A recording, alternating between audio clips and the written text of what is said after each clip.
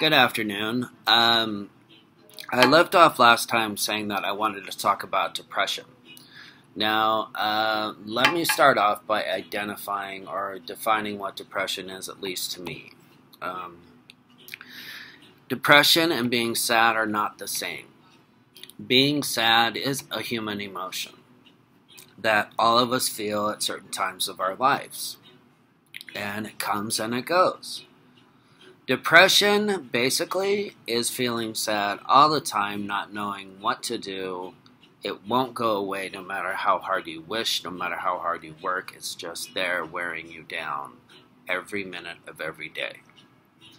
And believe it or not, that kind of mood, that negative feedback loop that some of us with depression get in our minds can be, it's odd to say, but addictive in a way, because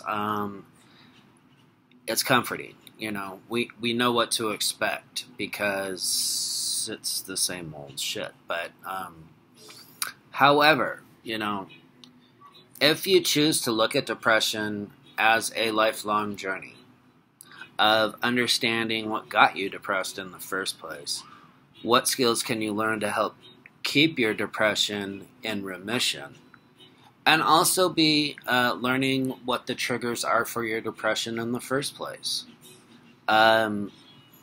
Because there is nothing like a little self-awareness to give you some direction, to give you some hope. That one thing depression robs us is that ability to have hope, or to even feel empowered. You know, two of the major symptoms of depression are hopelessness and helplessness. And once those are in place and they're pretty intractable, it's pretty hard to get out of that mood. And, you know, so, and I have to share this, you know, in my professional life in dealing with folks with really bad depression, I've dealt with the folks, the family members closest to them. And, it was interesting what I began to observe because, you know, I deal with families of addicts as well. And what appears to be happening is almost the behavior patterns and the amount of frustration and resentment of families with family members who have depression are almost exactly the same as the reactions of family members to a family member who has an addiction problem. I kid you not. You know, it's the same frustration, the same anger, because folks with really bad depression can be resistant to treatment just like a severe alcoholic can. Like I said at the start, you know, we get used to this, we get oddly addicted to this way of life, and it's hard to give up, even though it makes us miserable. I believe only a depressed person could really understand what I'm trying to tell you, so you may want to ask them. Also, too, you know, as far as my history with depression, you know, thankfully, I've never had to try suicide to see if it worked for me. Because, unfortunately, you can only do suicide once, and you're not even around to enjoy the relief you thought it would give you. So I did not go down that path. However, it did not stop me from having those damn suicidal thoughts. Sometimes more intensive than others, but I always reached out each and every time. So, the one main skill I want to implore you to be mindful of is do not forget to reach out to others who have depression like you. What that does is, regardless of what mindset you're in currently, if you take the focus off yourself and actually ask someone else how they're doing and just listen, be there for them, you may find yourself feeling just a tad bit better. Because what you're doing is you're starting the pattern of being an altruistic human being. You're no longer that island unto yourself that you feel completely and totally alone in this world.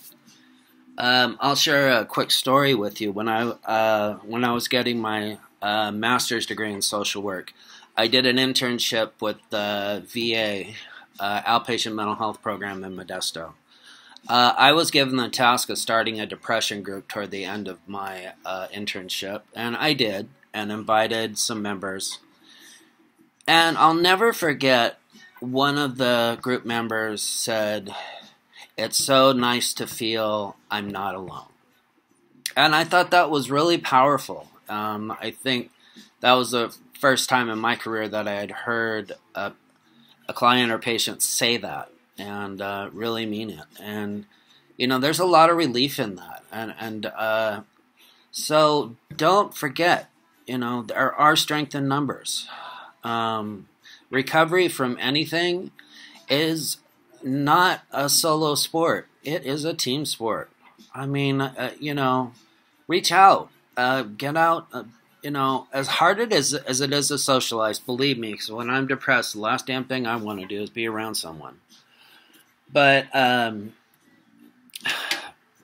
if you can get out, reach out to other people, it gets you out of that negative feedback loop in your head. So to recap, depression can rob you of hope, can rob you of being empowered, can bring on suicidal thoughts, and the behavior patterns of someone with depression can mirror those of someone who has a severe addiction. And if you're not clear about that, try and talk to a family member of someone with a history of depression and have them share their stories with you if they want.